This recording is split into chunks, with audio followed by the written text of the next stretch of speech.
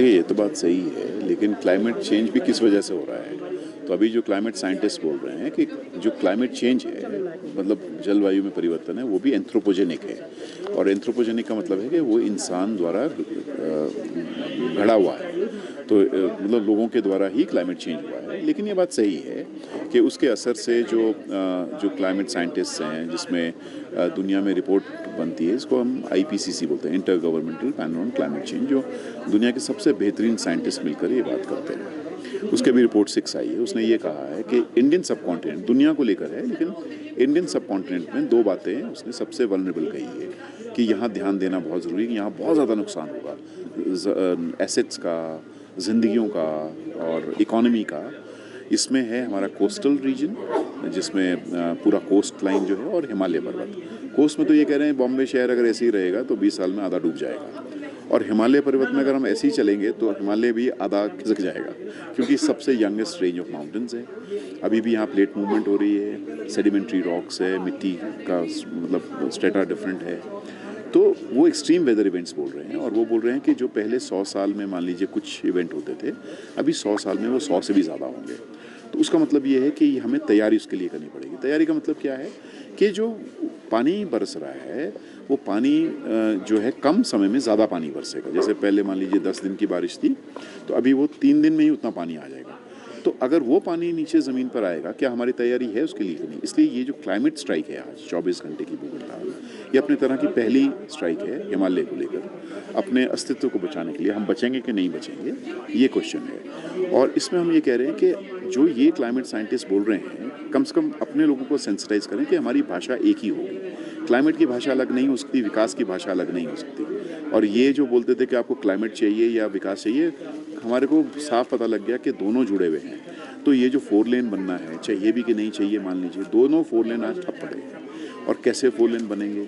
90 degree पे काटोगे और 100 metre ऊपर काट के जाओगे, तो ये तो तरीका नहीं है रोड बनाना है। तो इसलिए हमने मांग की है कि उस पर आप FIR करो, 1 लाख उनको ये करो। दूसरा ये है कि जो आपका विकास का पूरा मॉडल है, क्या नदी नालों में आप अलाउ करोगे, हाइड्रो पावर करोगे इस तरह से?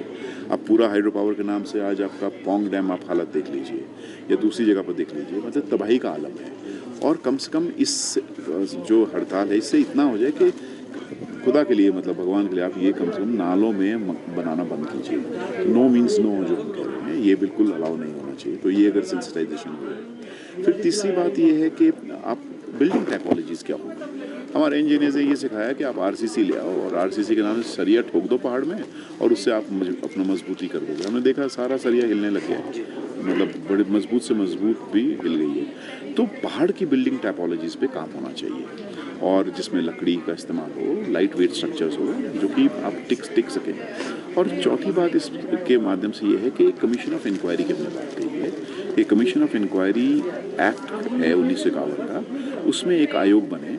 क्योंकि वो आयोग जो हम एक डॉक्टर परमार का मॉडल था जो 1970 से 90 तक चला, जिसमें बहुत एक्स्ट्रा ऑर्डिनरी विकास हुआ, काम हुआ। 90 के बाद से ये हुआ कि बहुत कुछ तेज़ी से होगा, हर चीज़ को बेचो और उससे आप अपना विकास करो और रैपिड करो, कॉम्पीट करो, गुजरात से करो, इंग्लिश में।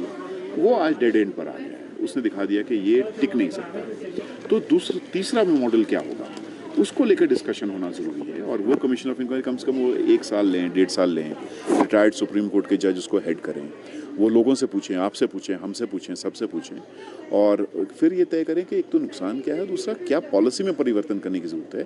कि अभी देखो, कुछ चीज़ें जो नहीं होनी चाहिए, कुछ चीज़ें जो होनी चाहिए, तो वो एक कमीशन से हम समझते हैं हिमालय बच सकता है और हमारा फ्यूचर सिक्योर हो सकता है।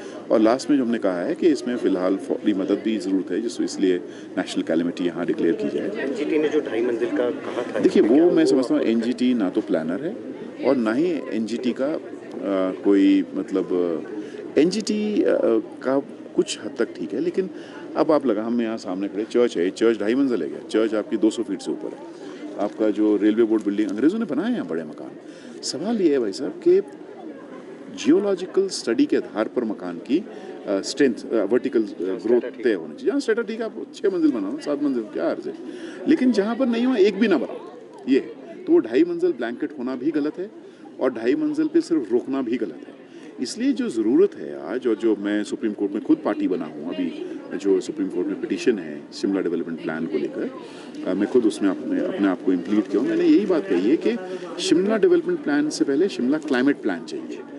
तो क्लाइमेट, इसलिए मैंने कहा दोनों की भाषा एक होनी चाहिए। तो ये हड़ताल एक मतलब आप समझें कि अगर 0.1% तक भी पहुंच सके तो बहुत अचीवमेंट होगी। अभी 1% लोगों को भी आइडिया नहीं है, क्योंकि उनका भविष्य सिर्फ इस बात से नहीं जुड़ा है कि वो कितना पढ़ जाते, इस बात से भी जुड़ा है कि ये जो परिवर्तन हो रहा है अगर इसमें हम अपने आप को अडेप्ट नहीं करेंगे तो बहुत नुकसान होगा। अब मुझे बताएं आप, समरहिल में कोई कमी नहीं थी आर्थिक रूप से जो लोग गए हैं, तो क्या हो रहा है मतलब, हाँ बहुत से मतलब बहुत अच्छे परिवारों से भी लोग थे। तो ये क्लाइमेट अब ऐसा नहीं होगा कि अभी हो गया फिर लोग भूल जाएंगे, ये हर साल आएगा और हर साल आ ही रहा है।